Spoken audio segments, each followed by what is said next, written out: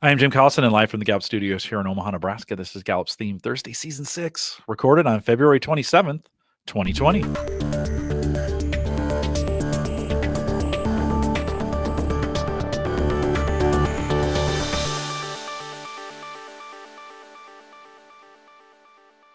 Theme Thursday is a Gallup webcast series that dives deep into the CliftonStrengths themes, one theme at a time. This season based on developing teams and managers with CliftonStrengths, and today's theme is restorative. If you're listening live, we'd love to have you join us in our chat room. There's a link on the live page, just literally right above me up there. Click on that. It'll take you to the YouTube page. Sign in with your Google account. You can join us in the chat room. Many of you have. We have about 30 out there right now. By the way, if you're not joining us live, you should. The most fun on these is live. If you are listening to the recording, it's okay. No recording shame. You can send us an email, coaching@gallup.com. Don't forget, if you're listening on YouTube, subscribe. There's a subscribe button below, or if you're listening in the podcast app, or you haven't checked out podcasting as a way to do it, we're available in all the podcasting apps. Just search Gallup Webcast. Micah Librant is our host today. She's a workplace consultant here at Gallup. Micah, it's always great to see you on Theme Thursday. Welcome back. Thanks, Jim. It's great to be here. We are diving into restorative today. Let's talk a little bit about it. Yeah, this season we really are, as you mentioned, looking at that every theme through the lens of a team. And we know from our studies that when we focus on what makes a great team, typically 5 things tend to bubble up. Now, great teams have a lot of things going for them, but we're going to use these 5 truths of strong teams. That's from a lot of the research that ended up in the book Strengths-Based Leadership as a jumping point to explore every domain theme by theme. If you're listening in sequence, you'll know that this is our last theme of the executing domain. But I hope as we unpack restorative today, you can walk away hearing more than just, people with restorative like to do because they're executors. I hope you can listen for some nuance, some ideas of if you work with somebody who has this, or maybe you manage somebody who leads with this theme, some insights of how you can honor that theme a little bit better. Restorative does fall into the top 10 most frequently recurring themes in people's dominant strengths. So chances are pretty high that you will know, love, or work with somebody who has restorative. The short definition, if you have restorative, is that you are adept at dealing with problems. You're good at figuring out what's wrong and resolving it. And I love that piece around restorative and that understanding of the theme living in the executing domain, because it is about progression toward something. And for restorative, it's a progression toward a solution. The first truth of a strong team is along the lines of conflict. And we hear this very often when coaches say, what do you have to help my team solve conflict? Or sometimes even the reason that somebody would bring in a coach into a team is to address conflict. But we know that something that's true about really great teams is that conflict is not the center of what they focus on. And the reason it's not is because they know that conflict is not going to destroy them because they stand for something bigger. Strong teams focus on results instead of conflict. And what specifically does that focus on results mean for restorative? So for restorative, remember, they're driven toward solutions. They're not just looking for creating something or achieving something in isolation or based on their own internal drive. You can already hear how that might be a little bit different than some of those other executing themes. Restorative's pretty collaborative in how it likes to progress forward. It's really about trying to solve a problem that already exists, perhaps maybe even solve a problem that's really important to other people on your team. The progress towards something for restorative is in relationship to improving the current problem, in relationship to getting us past where we are today and into a better place. Yeah, and I think it's important to track on this one. So how does restorative track progress? Yeah, they're probably going to think about how close we are to fixing what's broken, to addressing the issue, or to even creating different habits that we can adapt or adopt or start practicing that really better serve what it is we're trying to accomplish. So it might be about looking at the overall organization's goals, which we'll talk about in the second truth, in relationship to what sort of tangles or snares or speed bumps do we need to overcome in order to progress toward that bigger goal. Yeah. And what is that second truth?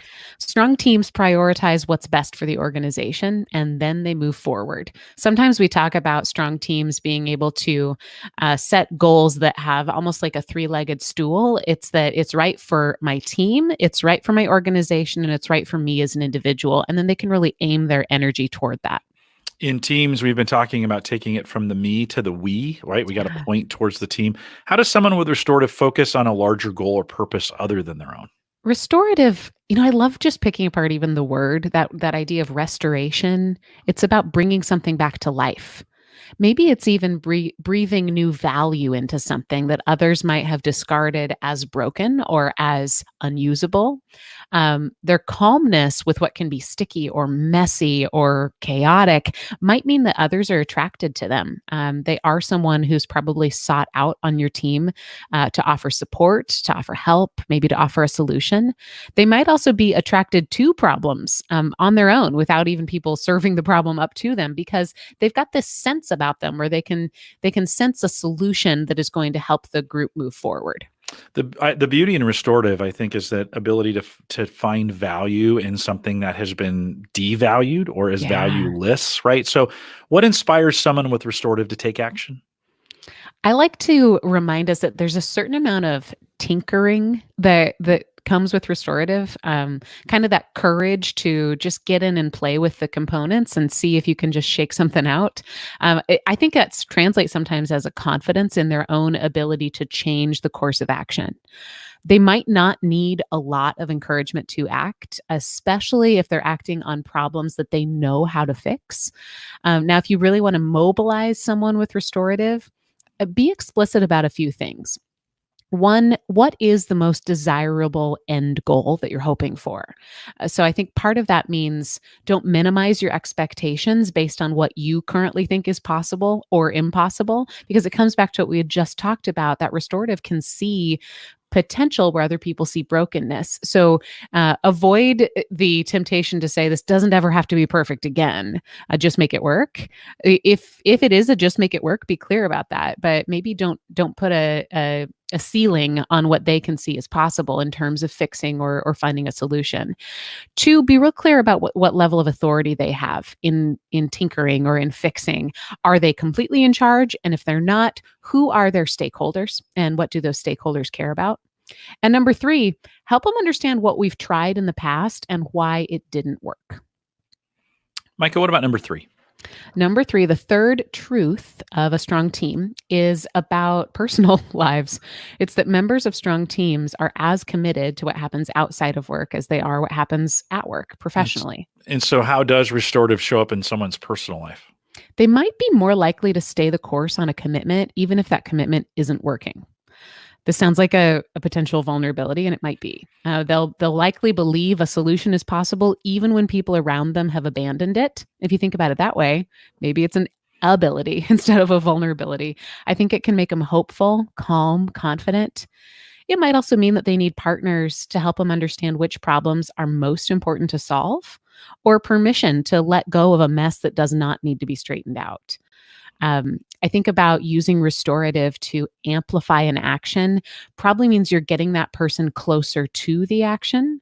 So get them in touch with people who are experiencing the problem. Don't just sort of float the stories of the problem up to their level and expect them to have the same level of energy that they would have if they were really there with the people who are experiencing trouble.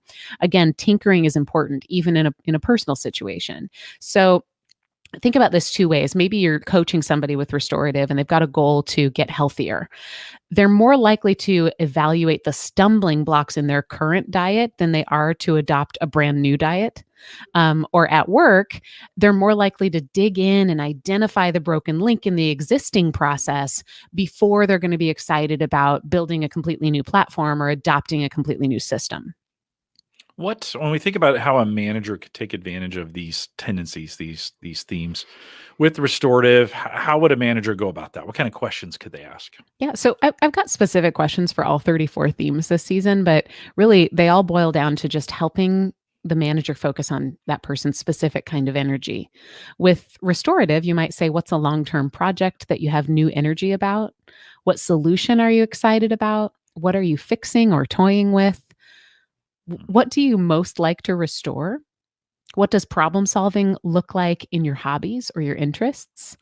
How would your family or friends describe your solutions? Yeah, I love that question of what are you currently fixing or you say toying, I'd say tinkering in Yeah. a lot of ways, right? And I think that can help us kind of get to the bottom of what kind of things are interesting? What kind of things Mhm. do you find? What kind of problems do you find interesting?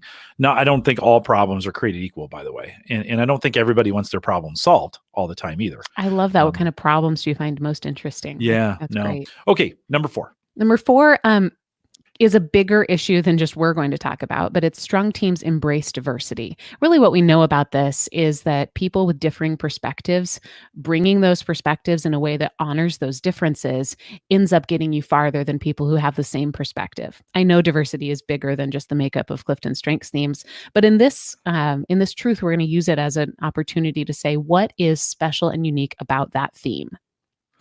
So So we've let's got do it. yeah, so we've got some describing words, right?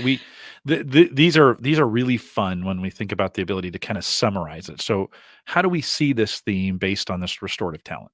Yeah, you could call that person patient, involved. I made up this word, but systems aware. What Because do, what do remember, you what what do I you mean mean by by that? that, Yeah. they're probably aware of what have we tried before, Mhm. what is the expectation of how something works, and what is the, like you said, not all problems are created equal, not all solutions are created equal Mhm. either. So probably that person with restorative on your team understands what kinds of solutions are at play. Yeah. Maybe solutions aware would have been a better way to put that, No, but I like both. I like systems aware. Yeah. there's an element of, I think, trial and error to restorative, the courage to attempt something in a different way and get that instant feedback of what they're experimenting work with. I think there's also a memory of what works, that ability to recall a solution that worked in one area and try it in another one. Now, don't get this confused with, say, strategic or analytical. Even it's not so much about the joy of the solutions happening in your brain. It's more about realizing which solutions help us progress best and that desire to move forward. In that same vein, you might call them a detective, committed, calm. They anticipate hurdles and they sense problems. And then what unique perspective does restorative bring to a team? I think I love bringing us back to the calmness with problems. I don't have restorative. In fact, it's 30 something for me. And I tend to go around problems instead. And when I'm working with somebody on a team who has it, it it prevents the team from getting too spun up or too stressed out about something that isn't working, because that's really when they can come in and save the day. In many ways, that's when they're really at their best. So think about what that brings to a team outside of the executing domain. It brings that ability to continue to move forward, even when it feels like there's speed blocks in our way. Within the executing domain, restorative, I think, brings that ability to say it's not just about what we did today. It's not just about where we're going tomorrow. It's about how we're utilizing all of the resources that we have, even the ones that maybe we think are broken, in order to achieve something that we haven't yet achieved. No, well said. What about number 5?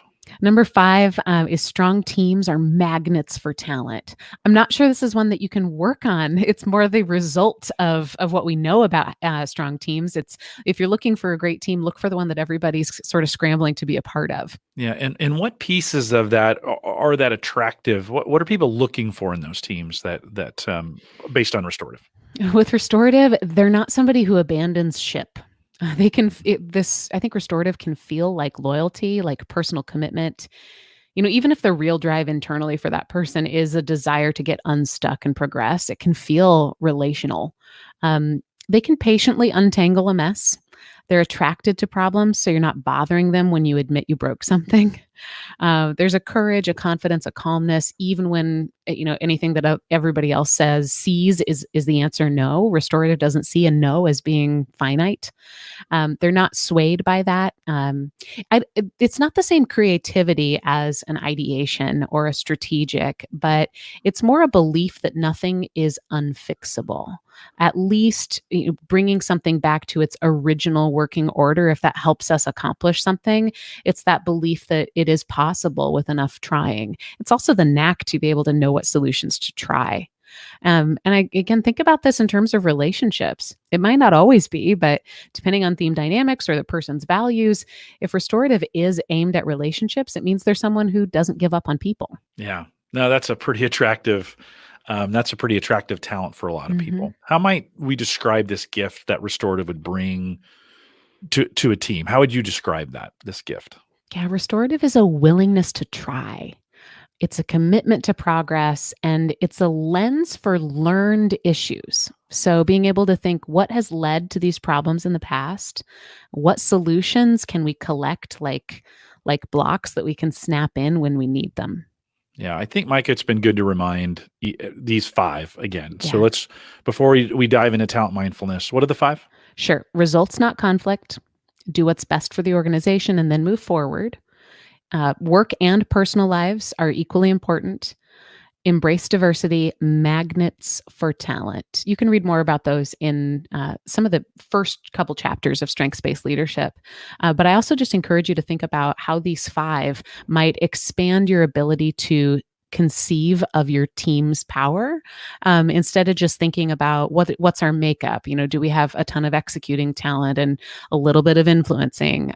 Instead of just looking at what's there, maybe you can use these five as targets to aim toward, because I always think anytime you're going to look at the DNA of a team or look at what strengths are present and which ones aren't, first you want to do that in an effort to honor what's already there instead of trying to grab what's not from somewhere else.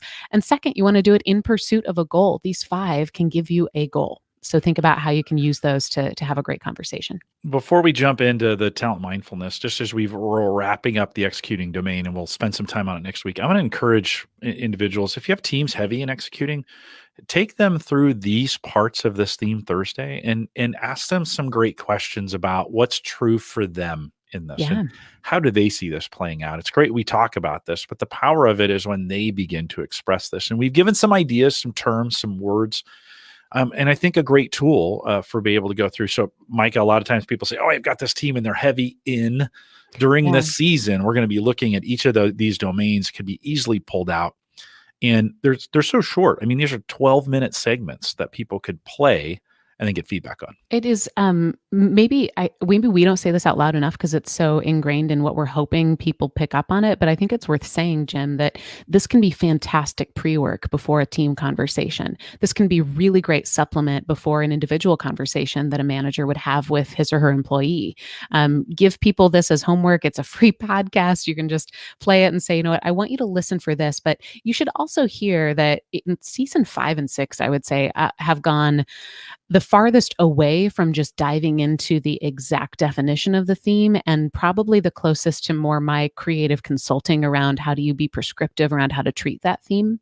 So there might be some things that I've said here, ways that I've unpacked the theme that might not resonate with you if you have it. That's for a variety of reasons, not in the least of which is that Clifton Strengths is not a labeling tool and we're not, meant to put you into a box. People are more than one word. They've got some complexity to them. So don't feel like you need to agree or disagree with all of this. Don't feel like you're going to, but do use that as a jumping off point to say, here's the pieces that really resonated with me. And I hope what you're building toward, whether you are a manager or a member of a team or just somebody who cares about other human beings, is that ability to say, here's what I bring.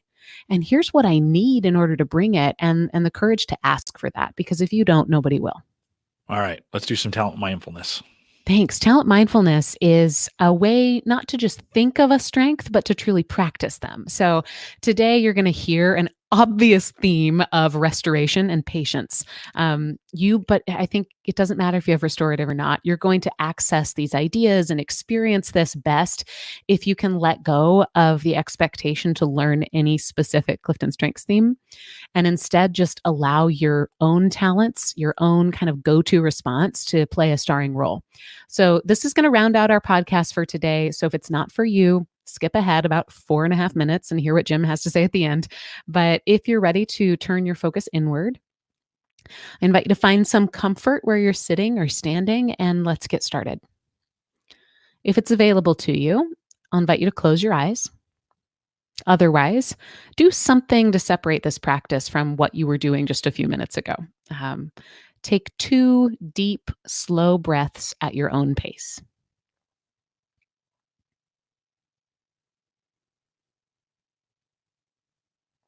Today, we're going to focus on something that needs fixed, something that needs a slight improvement, maybe just a little adjustment, but for some reason has not won enough of your attention to be addressed. Please be kind enough to yourself to pick just one specific thing and experience the exercise. This does not have to be massive or hugely important. You can replay this as many times as you like and tackle other problems. But for today, to experience it, just pick something that comes to mind. Follow where your imagination goes and allow yourself the honor of focusing on just one thing. So, with your focus inward, I've got a quick visualization I'm going to use to kick us off. I'd like you to imagine a wheel. I'm picturing a perfectly balanced bicycle tire. And imagine this wheel is rolling forward on its own, strong, steady forward motion. And then it hits a pebble, a small rock. But this wheel is not thrown off of course. It keeps rolling forward, maybe a little bit more slowly with a slight hint of a wobble to the left or the right. Now, in your mind, as you zoom out, you realize this wheel is moving in a really big circle along the same track, the same path. But because the pebble is still where it was, it hasn't moved, this wheel that you're imagining is going to run over that same pebble one more time. And as it continues around the circle, it's going to keep hitting that pebble. Your wheel is otherwise on a very smooth track, with the exception of this one small but persistent pebble. So, in your mind, pick up that bicycle tire, stop it from moving, hold it still, hand that tire, that wheel to a friend who's standing nearby in your brain. Walk over to the pebble, pick it up, and throw it as far from you as you can. Now go retrieve that tire or that wheel and give it a little nudge back on its path. Newly clear from any clutter or disruption, and see it now smooth, strong, and steady. Continue that path in a big circle. Keep focusing on yourself. Keep your focus inward right now. I'm going to ask you a few questions that build upon that visualization. This might be the point where you want to take some notes. Just remember, you can always come back and write something down. Right now, if you just want to sit again with your eyes closed and think, it might be helpful. During the past week, what is something that you have stumbled over more than once? Nothing that outright ruined your progress or completely knocked you off course, but something that slowed you down just a little bit. A roadblock, a pebble. To help you think, if you need some more prompts to consider a specific thing, try these. Got 3 prompts for you. If it weren't for this, I'd have gotten slightly more done this week. I'm so used to this slowing me down that I forgot how productive I could be when I wasn't dealing with it. If I were to go back and redo my week, I'd remove this from the very start. So let's name your pebble. Again, this isn't a boulder or a momentous problem. It's just a slight nuisance. Get clear in your mind about one tool, one habit, a stumbling block that's keeping you from being your very best. And let's be patient enough to focus on that for just a few more reflection questions. If you could remove or at least minimize the impact of this stumbling block, what would be different for you?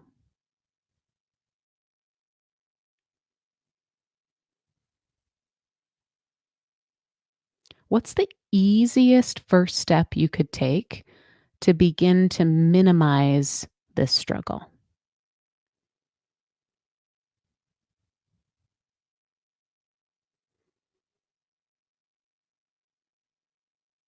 If you had an extra hour to devote to fixing this, what would you need to spend that hour doing?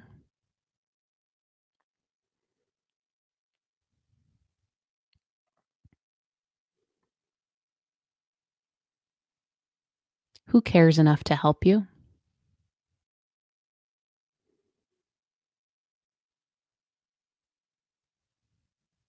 Before we wrap, let's get a bit more clear about what you're aiming at. 2 questions. Those are the last 2. What nuisance or speed bump deserves your attention?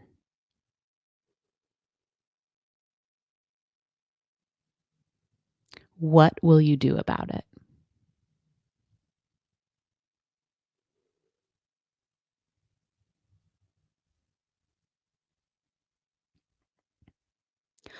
Often we experience an imbalance when it comes to excellence. We look at ourselves to be our best, but we look to others to give us the resources to get there.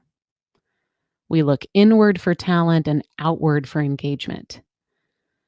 But strengths develop best in response to other human beings.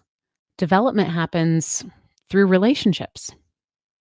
Relevant creative solutions come to life when we share our experience with others.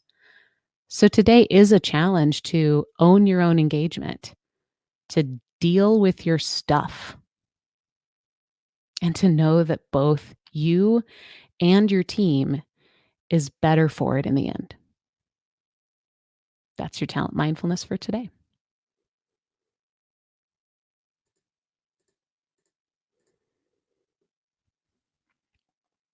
Oh, hey, Jim, I can't hear you. Can you hear me? No, I'm just talking because my mic is muted. Pretty powerful message. Maybe that was better that there was that long pause in there. Pretty powerful message in the sense that you need to own your own engagement. And I don't think we can say that enough. We'll maybe talk a little bit about that more in the post show as we get there. With that, we'll remind everyone to take all full advantages of all the resources we have resources we have available for them at the now on our new Gallup Access. Go to gallup.com/CliftonStrengths. Really the easiest way to find your dashboard for your strengths dashboard, and you can log in there. While you're there, you can sign up for the Clifton Strengths community newsletter that just came out for this month. And a great way to stay up to date with everything that's going on in the community. Anybody can get that newsletter. So if you want to sign up for it there, while you're there, you can do that as well. Don't forget, subscribe on YouTube. If you're watching us on YouTube, you can find this as a podcast in any podcast player just by searching Gallup Webcasts. You will see Theme Thursday there. If you have any questions about anything we talked about, you can email us coaching@gallup.com. You can see a complete list of all of our courses that are available at courses.gallup.com. 15% discount right now for our summit courses that are happening. Go to gallupatwork.com and you can see all the courses that are available. Sign up, register there as well. There's still some space to join us June 1st, 2nd, and 3rd, and Micah and I will be there live and in person. Hopefully, we'll be there to make all those there's crazy things going on in the world right now. So we'll see how that we talk about people getting together. Don't forget, if you want to join us live and virtually, the safest way to do us is you can join us if you go to gallup.eventbrite. Sorry, let me say that again. Gallup.eventbrite.com. Follow us there and you'll get notifications.